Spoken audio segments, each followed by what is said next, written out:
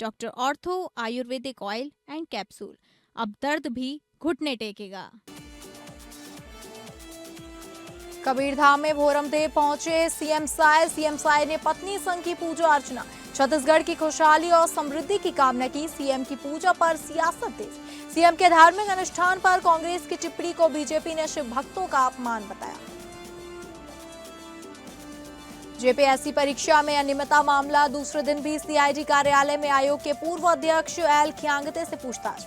उधर जेपीएससी के मुद्दे पर कांग्रेस के खिलाफ बीजेपी का आक्रमण। बीजेपी प्रदेश अध्यक्ष आदित्य साहू ने कहा, कांग्रेसी झारखंड की धरती पर जाकर छात्रों के मुद्दे पर करें आवाज बुलंद।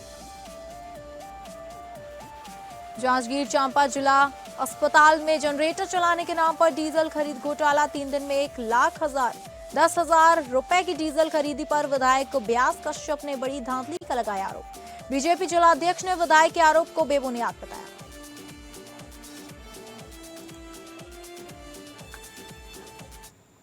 नमस्कार, आप सभी का बहुत स्वागत है स्टेट लाइव में। मैं हूं आपके साथ अंकिता सिंह। शुरुआत करेंगे स्टेट लाइव की छत्तीसगढ़ की खबरों का रुख करके। छत्तीसगढ़ के मुख्यमंत्री विष्णुदेव साय अपनी धर्मपत्नी कौशल्या साय के साथ विश्व प्रसिद्ध भोरमदेव धाम पहुंचे, जहां उन्होंने भगवान भोलेनाथ के दर्शन कर विधिवत पूजा अर्चना की और प्रदेशवासियों के सुख, शांति, समृद्धि तथा जन कल्याण की मंगल कामना की। मुख्यमंत्री ने मंदिर की परिक्रमा करने के बाद 5 दिवसीय महाचतुर्शुद्धि सहस्त्र कलशम महानुष्ठान में भाग लिया। वैदिक मंत्रोच्चारण के बीच आयोजित धार्मिक अनुष्ठान में शामिल होकर उन्होंने प्रदेश की उन्नति, सामाजिक सद्भाव और लोक मंगल की प्रार्थना की। साय ने कहा कि भोरमदेव धाम छत्तीसगढ़ की सांस्कृतिक विरासत, सनातन परंपरा और आध्यात्मिक चेतना का गौरवशाली प्रतीक है। ऐसे महानुष्ठान न केवल प्राचीन वैदिक परंपराओं की नई पीढ़ी तक पहुंचाते हैं, बल्कि समाज में सकारात्मक ऊर्जा और सामाजिक समरसता को भी मजबूत करते हैं। उन्होंने बताया कि 30 जुलाई से शुरू हो रहे श्रावण मास के दौरान इस वर्ष भी वे भोरमदेव पहुंचकर कावड़ यात्रियों पर पुष्प वर्षा कर उनका स्वागत करेंगे। साय ने कावड़ यात्रा को भारतीय संस्कृति और आस्था की जीवंत परंपरा बताया। आज बाबा भोरमदेव के दरबार में हम सपरिवार पहुंचे हैं और साथ में हमारे विधायक महोदया श्रीमती भावना बोहरा, हमारे जिला भाजपा के अध्यक्ष, हमारे संगठन के लोग, सभी लोगों की उपस्थिति में केरल के पंडितों द्वारा बाबा भोरमदेव की विधिवत पूजा अर्चना की गई है और छत्तीसगढ़ की खुशहाली की कामना किए हैं। छत्तीसगढ़ में खुशहाली हो, छत्तीसगढ़ में सुख समृद्धि हो, हर घर में समृद्धि हो, इसकी कामना बाबा भोरमदेव। छत्तीसगढ़ की खुशहाली है, छत्तीसगढ़ में सबके घर में सुख समृद्धि हो, इसके पीछे उद्देश्य ही है। छत्तीसगढ़ के मुख्यमंत्री विष्णुदेव साय के भोरमदेव मंदिर में आयोजित धार्मिक अनुष्ठान को लेकर सियासी बयानबाजी तेज हो गई है। भारतीय जनता पार्टी के प्रदेश प्रवक्ता अमित चिमनानी ने कांग्रेस की टिप्पणी की कड़ी आलोचना करते हुए इसे सनातन आस्था और करोड़ों हिंदुओं की धार्मिक भावनाओं का अपमान बताया। उन्होंने कहा कि भगवान शिव की आराधना भारत की सनातन परंपरा का भिन्न हिस्सा है और किसी श्रद्धालु की पूजा अर्चना पर सवाल उठाना उचित नहीं है। बीजेपी ने आरोप लगाया कि कांग्रेस धार्मिक आस्था को राजनीतिक मुद्दा बना रही है, जबकि मुख्यमंत्री प्रदेश की सुख, समृद्धि और जन कल्याण की कामना से धार्मिक अनुष्ठानों में शामिल होते हैं। भाजपा ने कांग्रेस से इस मुद्दे पर अपना रुख स्पष्ट करने की भी मांग की। काम किया है। छत्तीसगढ़ की प्राचीनतम एवं ऐतिहासिक धरोहर बाबा भोरमदेव मंदिर में माननीय मुख्यमंत्री जी द्वारा शिव की उपासना करने पर कांग्रेस ने उपहास उड़ाया है, राजनीतिक टिप्पणी की है, इसे तंत्र विद्या से जोड़ने का काम किया है। ये छत्तीसगढ़ की ऐतिहासिक धरोहरों का अपमान है, राष्ट्र में रहने वाले करोड़ों शिव भक्तों का अपमान है। शायद कांग्रेस ने ये टिप्पणी करके लोगों से ये अपील की होगी कि शिव की आराधना न की जाए। कांग्रेस की ये ताकत और कुवत नहीं है कि वो भगवान शिव की आराधना रोक ले। कोई इन दिनों अमरनाथ धाम, कोई श्री केदारनाथ धाम, तो कोई श्री बैद्यनाथ धाम जा रहा है। ऐसे में माननीय मुख्यमंत्री जी ने छत्तीसगढ़ के प्राचीनतम शिव मंदिर में अगर सपरिवार पूजा करने का काम किया है तो इसका उपहास उड़ाकर कांग्रेस ने अक्षम्य अपराध किया है, इसकी माफी नहीं मिल सकती। रायपुर में आयोजित स्पोर्ट्स कॉन्क्लेव के दौरान कॉमनवेल्थ गेम्स में सिल्वर मेडल जीतने वाली ज्ञानेश्वरी यादव की सफलता को खास तौर पर रेखांकित किया गया। उप मुख्यमंत्री और खेल एवं युवा कल्याण मंत्री अरुण साव ने वीडियो कॉल के जरिए ज्ञानेश्वरी को कॉन्क्लेव की झलक दिखाई। स्क्रीन पर ज्ञानेश्वरी को देखकर वहां मौजूद सभी लोगों ने खड़े होकर तालियां बजाई और उन्होंने शानदार जीत की बधाई दी। ग्लासगो से वीडियो कॉल के जरिए ज्ञानेश्वरी भी कॉन्क्लेव से जुड़ी। उन्होंने छत्तीसगढ़ में पहली बार आयोजित हो रहे इस स्पोर्ट्स कॉन्क्लेव पर खुशी जताई। ज्ञानेश्वरी ने कहा कि भारत का प्रतिनिधित्व करने और छत्तीसगढ़ का नाम देश दुनिया में रोशन करने के लिए उन्होंने कड़ी मेहनत की है। उन्होंने कहा कि सभी के आशीर्वाद, सहयोग और समर्थन से यह सफलता हासिल हो सकी है।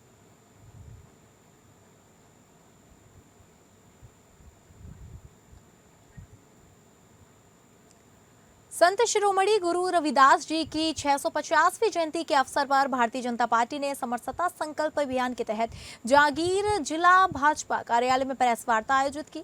इस दौरान पार्टी नेताओं ने सामाजिक समरसता, समानता और भाईचारे का संदेश जन जन तक पहुंचाने का संकल्प दोहराया। प्रेस वार्ता को संबोधित करते हुए पूर्व सांसद कमला देवी पाटले ने कहा कि संत गुरु रविदास जी के विचार आज भी समाज को नई दिशा देने वाले हैं।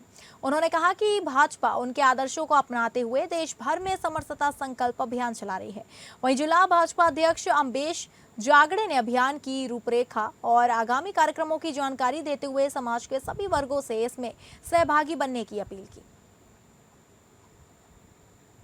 संत शिरोमणि गुरु संत रविदास जी का 650वीं जयंती मनाने के लिए पूरा देश व्यापी कार्यक्रम किया जा रहा है, जिसमें देश भर के संत महात्माओं को, प्रबुद्ध जनों को, भारतीय जनता पार्टी के कार्यकर्ता से लेकर के समाज के कार्यकर्ता, स्कूल के, कॉलेज के, विश्वविद्यालय के, सभी जगह के छात्र छात्राएं, सबको संत शिरोमणि रविदास, गुरु रविदास जी के जो विचारधाराएं हैं, जो समाज सुधारक हैं, जिन्होंने समरसता के राह में चलना सिखाया, जिन्होंने भेदभाव को मिटाने का काम किया, ऐसे उनके विचारधाराओं को जन जन तक पहुंचाने के लिए भारतीय जनता पार्टी ये कदम उठाई है। गुरु रविदास जी के 650वीं जयंती को हर्षोल्लास के साथ मनाने के लिए राष्ट्रीय नेतृत्व के द्वारा, प्रदेश नेतृत्व के द्वारा निर्णय लिया गया है। जांजगीर चांपा से बिजली कटौती की समस्या जिला अस्पताल प्रबंधन के लिए भ्रष्टाचार करने का अवसर बन गया है। जांजगीर चांपा विधायक व्यास कश्यप ने जिला अस्पताल प्रबंधन पर 3 दिन में 1,10,000 रुपए की डीजल खरीदी घोटाला का आरोप लगाया है और जिला अस्पताल के सिविल सर्जन पर भाजपा के पदाधिकारियों की गाड़ियों में शासकीय राशि से डीजल भरवाने का आरोप लगाया। उन्होंने कलेक्टर को ज्ञापन सौंपकर सिविल सर्जन के 4 महीने के कार्यकाल में डीजल खरीदी की जांच कराने की मांग की है। भाजपा नेताओं पर शासकीय डीजल लेने के आरोप से घिरे बीजेपी जिलाध्यक्ष अम्बेश जागड़े ने व्यास कश्यप के आरोपों को तथ्यहीन और बदनाम करने की साजिश बताया और कहा कि किस बीजेपी नेता की गाड़ी जिला अस्पताल की पर्ची से डीजल डला है उसे विधायक बताएं। मामले की जांच होनी चाहिए। अगर जांच में बीजेपी नेताओं की संलिप्तता नहीं मिलती तो मानहानि का दावा करेंगे। जी, इस बारे में मैं आप लोगों को जानकारी देना चाहूँगा। जिला अस्पताल जांजगीर में 3 बड़े बड़े जनरेटर लगे हुए हैं, जिसकी एक की कैपेसिटी 250 kVA की है, जिसकी एक जनरेटर की कैपेसिटी 1 घंटे में अगर वो फुल कैपेसिटी से चलता है 50 से 55 लीटर डीजल वो 1 घंटे में ले सकता है। अगर वो 12 घंटे चले, 50 के एवरेज से मानेंगे तो 12 घंटे में वो 600 लीटर डीजल अकेला जनरेटर ले सकता है। उसके लिए तो मैं भी थोड़ा छानबीन मैं भी कर रहा हूँ। उनके द्वारा कहा गया, मेरे पास भी है और कल शायद रायपुर से टीम आई थी जांच वगैरह के लिए। मैं उस जांच टीम जो आई थी उसका मैं लूँगा, उसके बाद मैं उसके ऊपर कार्रवाई के लिए करूँगा। अभी नया ये और जानकारी आ रही है कि डीजल में भी भ्रष्टाचार हो रहा है, लेकिन 3 दिन में 1,10,000 का डीजल खपत बताया जा रहा है। गौ माता को राष्ट्रमाता घोषित करने तथा पूरे भारत में कत्ल खानों को बंद करने की मांग को लेकर बेमेतरा में श्रद्धालुओं और गौ सेवकों ने प्रार्थना रैली निकाली। रैली शहर के विभिन्न मार्गों से होकर कलेक्ट्रेट परिसर पहुंची, जहां जिला प्रशासन को राष्ट्रपति एवं प्रधानमंत्री के नाम ज्ञापन सौंपा गया। बेमेतरा में गौ संरक्षण और गौ संवर्धन की मांग को लेकर विभिन्न सामाजिक एवं धार्मिक संगठनों के लोगों ने प्रार्थना रैली निकाली।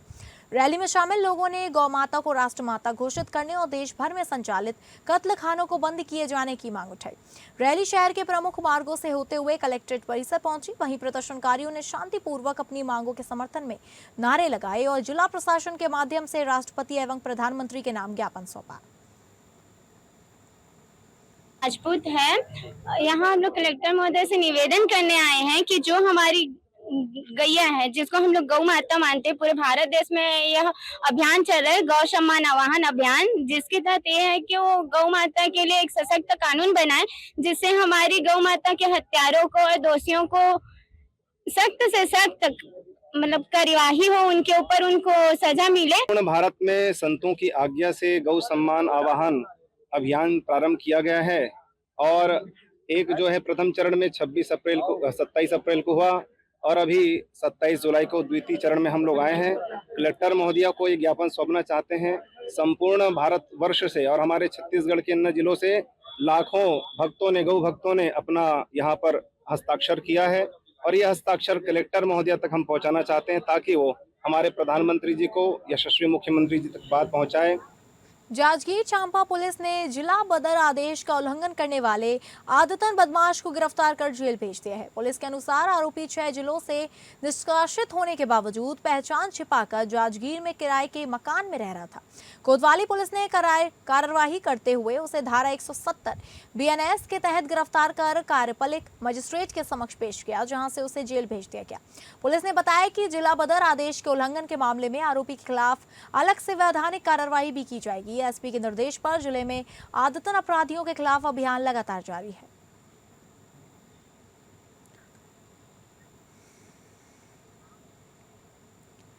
छत्तीसगढ़ के शक्ति जिले स्थित प्रसिद्ध दमाऊ धारा में नहाने के दौरान एक बड़ा हादसा हो गया। दुर्ग जिले से अपने दोस्तों के साथ घूमने आए युवक का पैर फिसलने से वह झरने के तेज बहाव में बह गया और लापता हो गया। घटना के बाद साथियों ने तुरंत पुलिस और जांजगीर चांपा की डीडीआरएफ टीम को सूचना दी। मौके पर पहुंची टीम ने देर शाम तक तलाश अभियान चलाया, लेकिन युवक का कोई सुराग नहीं मिल सका। अंधेरा होने के कारण फिलहाल रेस्क्यू अभियान रोक दिया गया है, जिसे फिर से शुरू किया जाएगा। घटना के बाद मौके पर लोगों की भारी भीड़ जुट गई है। लड़के लोग कल के आए थे भिलाई छावनी से और 6 लड़के आए थे यहाँ। तो उनमें से एक लड़का प्रतीक कंवर नाम से ऊपर नहाने गए थे झरना में, तो वहीं से पत्थर से फिसल करके गिर गया है नीचे में। तो उसी की बॉडी की तलाश में अब आज लगे हुए हैं। तो उन्हीं लोगों ने गांव की मदद से थाना में सूचना दिया, तो फिर हम लोग आए हैं और रेस्क्यू टीम आई है। अभी रेस्क्यू टीम खोजबीन कर रही है, अभी तक पता नहीं चला है। सर, हमें सूचना मिली करीब 10 बजे कि 6 लोग ये लोग भिलाई से आए थे, जिसमें झरने में ये लोग नहाने गए थे। तो उसमें से एक युवक जिसका नाम प्रतीक कंवर बताया जा रहा है, उसका पैर फिसल गया है और वो झरने के सहारे डैम में जा गया, जिसकी एसडीआरएफ टीम अभी जांच कर रही है। तो अभी कुछ पता नहीं चल पाया है। खबरों में आगे बढ़ेंगे और बात करेंगे झारखंड की खबरों का रुख करके। जेपीएससी यानी कि झारखंड लोक सेवा आयोग परीक्षा में अनियमितता एवं गड़बड़ी मामले में पूछताछ को लेकर आयोग के पूर्व अध्यक्ष एल खियांगते आज सुबह फिर सीआईडी के रांची कार्यालय पहुंच चुके हैं। दरअसल इस मामले में पूर्व अध्यक्ष को सोमवार को मिले नोटिस के बाद उन्हें मंगलवार को भी सीआईडी कार्यालय में पूछताछ के लिए बुलाया गया था, जहां करीब 8 घंटे तक टीम द्वारा कई एंगल से पूछताछ की गई। तो वहीं इस दौरान कल पूर्व अध्यक्ष का पासपोर्ट भी जब्त कर लिया गया। हालांकि सीआईडी द्वारा इस बात की अभी तक सार्वजनिक पुष्टि नहीं हुई है। जानकारी मिली है कि मंगलवार को पूछताछ में एसआईटी ने एक ख्यांगते से ब्लैक लिस्टेड कंपनी के चयन में उनकी भूमिका, गड़बड़ी के सूत्रधार, टीडीपीएल के मार्केटिंग मैनेजर और अब खाद्य आपूर्ति पदाधिकारी के पद पर कार्यरत अभय तिवारी से उनके संबंध पर सवाल किया। साथ ही उप परीक्षा नियंत्रक श्वेता गुप्ता तबादले के बाद भी जेपीएससी में कैसे बनी, ये सवाल भी उनसे किया गया।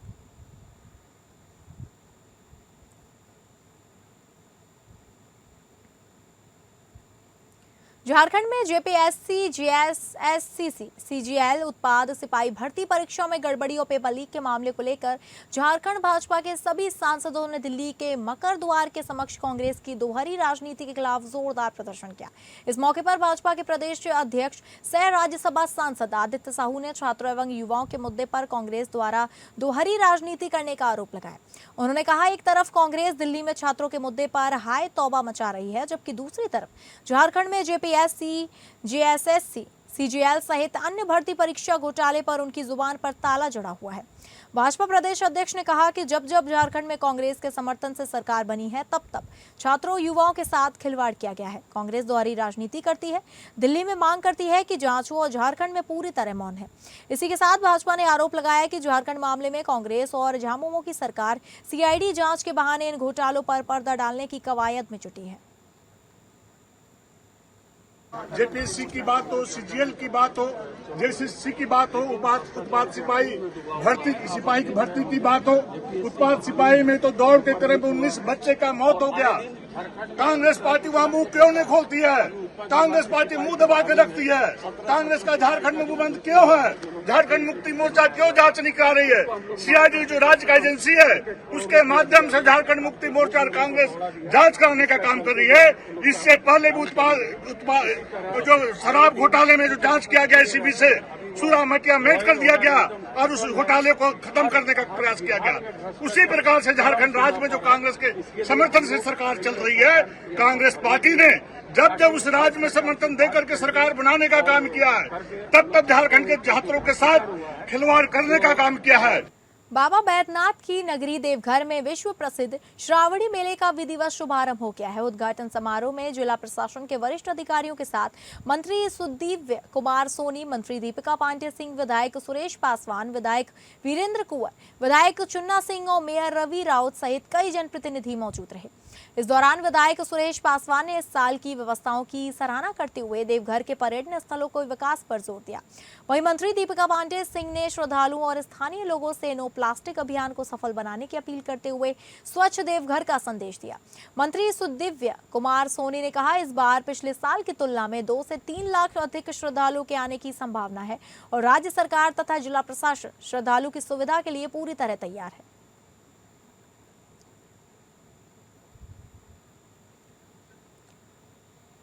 अब रुक करेंगे राजस्थान की खबरों का, जहां राजस्थान के मकराना में एक विद्यालय के भीतर 3.5 वर्ष की मासूम बच्ची के साथ हुई दरिंदगी की घटना को लेकर सियासी बयानबाजी तेज हो गई है। इस मामले पर प्रतिक्रिया देते हुए विपक्ष ने घटना को मानवता को शर्मसार कर देने वाला बताते हुए सरकार से केस ऑफिसर स्कीम के तहत तत्काल कार्रवाई और फास्ट ट्रैक कोर्ट में सुनवाई की मांग की है। साथ ही दोषी को जल्द से जल्द कड़ी से कड़ी सजा दिलाने और पीड़ित परिवार को सुरक्षा एवं हर संभव सहायता उपलब्ध कराने की मांग भी उठाई है। बयान में कहा गया कि बच्चियों की सुरक्षा सरकार की सर्वोच्च जिम्मेदारी है और ऐसे कदम उठाए जाने चाहिए जिससे अभिभावक अपनी बेटियों को स्कूल भेजते समय खुद को सुरक्षित महसूस कर सकें।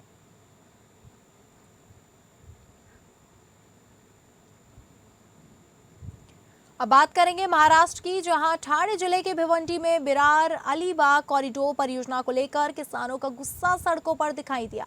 मुआवजे में कथित भेदभाव के विरोध में राष्ट्रवादी कांग्रेस पार्टी शरद चंद्र पवार गुट के सांसद सुरेश महात्रे उर्फ बालिया मामा के नेतृत्व में हजारों किसानों ने पैदल मार्च निकाला। मानकोली से शुरू हुआ यह मार्च ठाणे जिला कलेक्टर कार्यालय की ओर बढ़ा। भारी बारिश के बावजूद किसान, स्थानीय भूमिपुत्र, महिलाएं और युवा करीब 15 किलोमीटर पैदल चले। हाथों में बैनर और झंडे लेकर किसानों ने सरकार के खिलाफ नारेबाजी की। मुंबई नासिक महामार्ग पर किसानों की बड़ी भीड़ दिखाई दी, जबकि यातायात भी चलता रहा। कानून व्यवस्था बनाए रखने के लिए पूरे रास्ते पर भारी पुलिस बंदोबस्त किया गया। आपने अभी देखा है अलीबाग विरार कॉरिडोर के माध्यम से जो 14 गांव भिवंडी तालुका के बाधित हुए हैं। लोगों का कहना इतना ही है, शेतकरी का, कि समृद्धि को जो रेट दिया, बुलेट ट्रेन को जो रेट दिया, वो सेम रेट हमको भी दो। और जो मांग है वो मांग 100% सही है ना, उसमें गलत क्या है?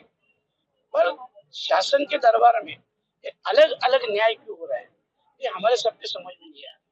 और इसके लिए आज का यह मोर्चा है। ये मोर्चा से अगर शासन कुछ सीख ले तो अच्छी बात है। जो हमारा सबका न्याय है, जो हक है, वो समांतर होना चाहिए, मिलना चाहिए, बस यही हमारी मांग है। पालघर के मनोर इलाके में सफाई अभियान के दौरान चौंकाने वाला मामला सामने आया है। यूसुफ कॉम्प्लेक्स के सामने पड़े कचड़े में ढेर में बड़ी मात्रा में मेडिकल और बायोमेडिकल वेस्ट मिला है। अस्पतालों में इस्तेमाल होने वाले इस तरह के कचरे को सामान्य कचरे में फेंकना बेहद खतरनाक माना जा रहा है। बायोमेडिकल कचरे से संक्रमण फैलने का खतरा रहता है और सफाई कर्मचारियों की सुरक्षा भी खतरे में पड़ सकती है। मौके पर लोडिंग वाहनों से फेंका गया व्यावसायिक कचरा भी मिला है। इस मामले के सामने आने के बाद इलाके में कचरा निस्तारण व्यवस्था को लेकर भी सवाल उठ रहे हैं। अब सबसे बड़ा सवाल यह है कि अस्पतालों से निकलने वाला यह खतरनाक कचरा यहाँ किसने फेंका, जिम्मेदार लोगों की पहचान और उनके खिलाफ कार्रवाई कब होगी, इसे लेकर भी सवाल खड़े हो रहे हैं। स्थानीय स्तर पर मामले की जांच और दोषियों पर सख्त कार्रवाई की मांग उठ रही है।